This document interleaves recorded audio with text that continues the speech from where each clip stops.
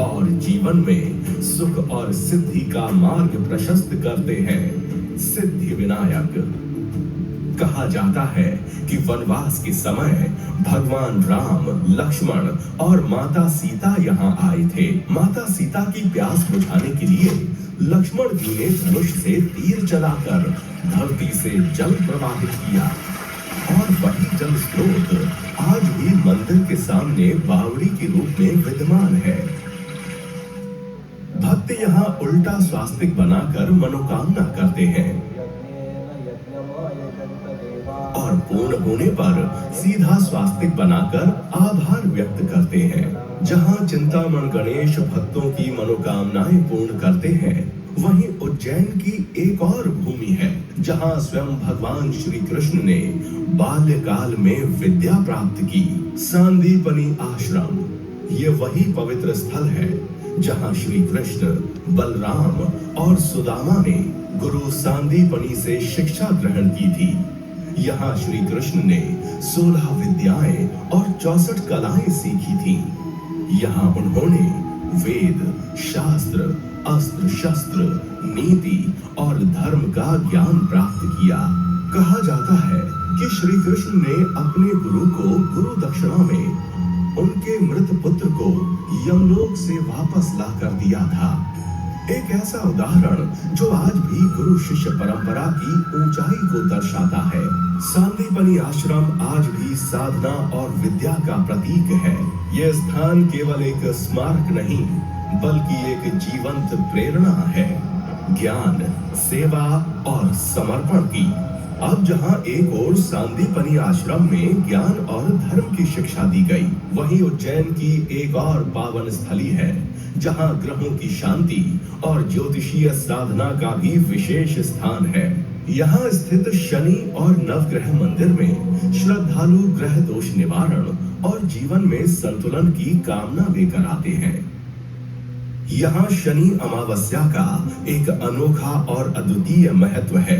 जहाँ शनि और नवग्रह मंदिरों में श्रद्धा उमड़ती है, वहीं उज्जैन की भूमि पर शक्ति और आराधना भी उतनी ही प्राचीन और प्रभावशाली है। हरिसिद्ध माता मंदिर वह स्थान जहाँ सती माता की कोहनी गिरी थी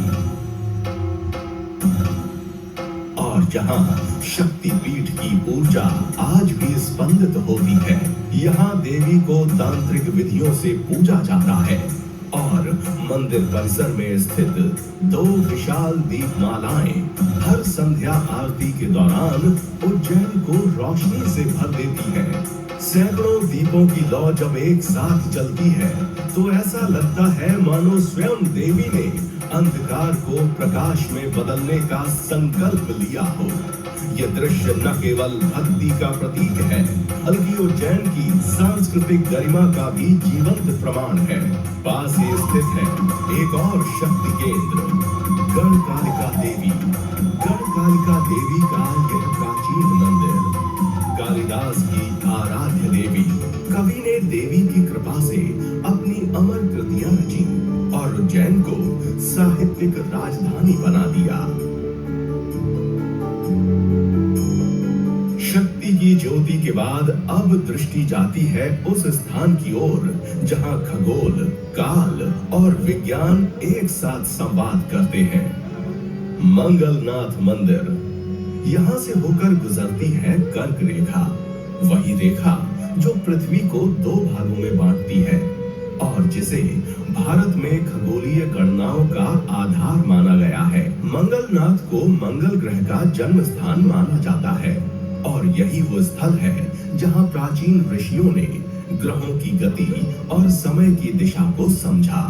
आज इसी परंपरा को आधुनिक स्वरूप देने के लिए यहाँ स्थापित की गई है विक्रमादित्य वैदिक घड़ी, एक अनोखी डिजिटल घड़ी जो हिंदू पंचांग के अनुसार समय दर्शाती है। ये घड़ी न केवल भारतीय समय IST और GMT दिखाती है बल्कि सूर्योदय से अगले सूर्योदय तक 30 मुहूर्तों में समय को विभाजित करती है। उज्जैन को वैश्विक खगोल केंद्र बनाने की दिशा में एक महत्वपूर्ण कदम उठाते हुए और इस परंपरा को आगे बढ़ाते हुए माननीय मुख्यमंत्री डॉक्टर मोहन यादव के प्रयासों से भारत की छठी वेधशाला